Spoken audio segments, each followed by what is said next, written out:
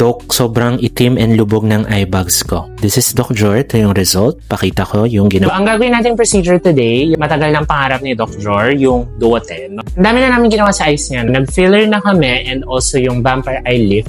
Pero kulang pa rin talaga, hindi pa rin siya masaya. So, doon na tayo sa Duoten. Itong thread na to, it has 18 threads in one cannula. So, isang pasok lang yan. Lift agad yan. And then after that, mag-i-inject tayo ng PRP para mag-brighten din yung under eyes.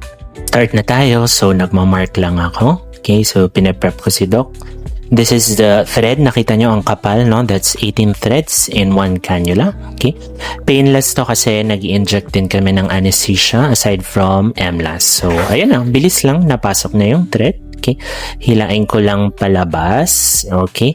In a few minutes, tapos na siya. Then, here, I'm injecting PRP. This is to brighten the under eyes. So, dito, na-insertan ko na yung right side, no? Kita nyo, hindi na siya ganun kalubog instantaneously, no?